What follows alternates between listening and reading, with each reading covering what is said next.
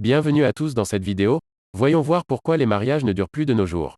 Je vous souhaite la bienvenue sur la chaîne Questions-Réponses. Merci à TIKKENJH l'artiste, Thomas Verlan, Xavier Bertrand et Elsega 3000 de nous partager leur point de vue. C'est parti pour la première réponse de TIKKENJH l'artiste. Beaucoup de couples ne font plus les efforts nécessaires à la tenue et à la vie, voire la survie du couple. Le mot engagement n'a plus du tout la même saveur qu'autrefois. Une dispute, un désaccord, un non-respect du partenaire, etc. Tenir un couple n'est pas chose aisée et cela demande beaucoup de temps et d'énergie. Prendre soin de l'autre demande patience, écoute, sang-froid, et lâcher de lest. Car si vous voyez les défauts de votre partenaire, n'oubliez pas qu'il voit les vôtres. Faire un pas l'un vers l'autre et également accepter de changer sans pour autant dénaturer votre personnalité est essentiel. Soyez vivant, joyeux, surprenant, riez, échangez, partagez, faites des concessions de part et d'autre et ne considérez jamais rien pour acquis. Je le suis donné corps et âme à ma bien-aimée. De longues décennies de joie, d'amour intense et de bonheur. Je donnerai tout pour revivre tous ces moments. Absolument tout. Vous en pensez quoi? On va continuer avec la réponse de Thomas Verlan. Je pense qu'il y a majoritairement deux erreurs qui sont en cause. Le fait de partir d'un projet et non de l'amour. En gros, c'est une personne qui a 30 ans, qui en a marre de ne pas avoir de relation sérieuse et qui veut qu'enfin ça lui arrive à elle aussi de se marier et faire des enfants comme tout le monde, parce qu'elle a aussi une horloge biologique qui lui commande de se dépêcher. Le mariage est donc un projet personnel qu'on veut concrétiser le plus rapidement possible, comme n'importe quel objet de consommation. On va chercher le premier venu qui voudra bien du sérieux et se poser.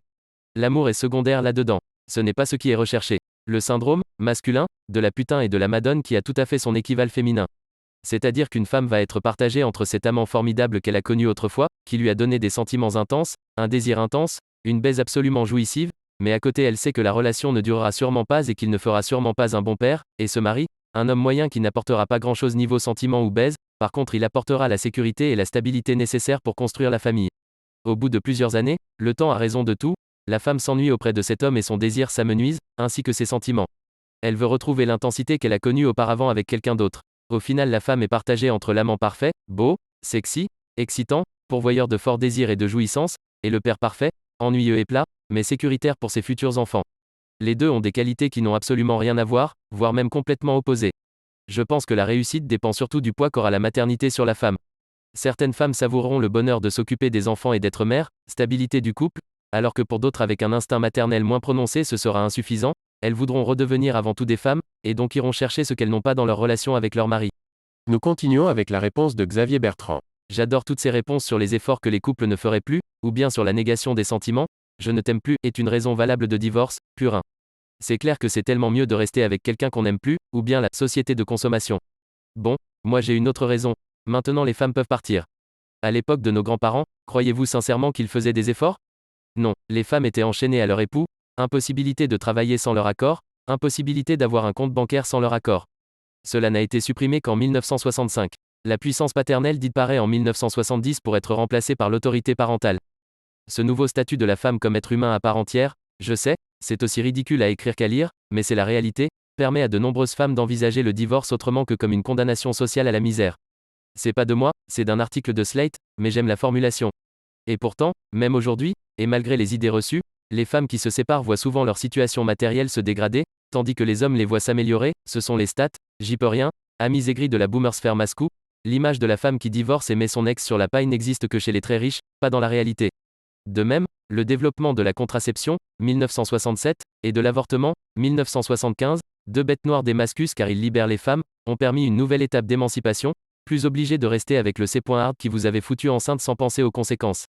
Ah oui, en 1975, c'est aussi la création du divorce par consentement mutuel, le divorce cesse d'être une punition d'un fautif.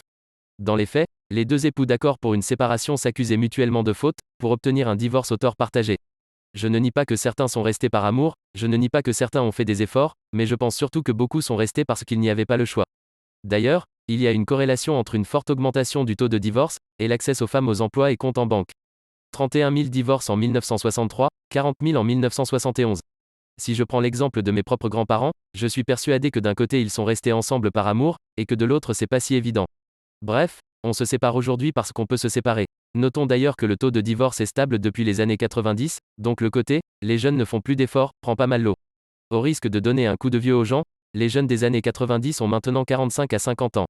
Autre chose qui montre bien que le côté « avant on faisait des efforts » est une grosse idée de merde. En 1996, Les divorces impliquant des personnes de 50 ans ou plus représentaient 17% des divorces. En 2016, ils représentent 38% des divorces. En gros, les divorces sont stables dans toutes les catégories d'âge, et en pleine explosion chez les plus de 50 ans. Vraiment les boomers, vous faites pas d'efforts pour sauver vos couples? Mais vous accusez les jeunes de vouloir de l'amour consommation? C'est pas un poil de l'hypocrisie, non? Nous continuons avec la réponse de Elsega 3000. Les personnes mariées pensent que je t'aime plus est une raison valable de divorce.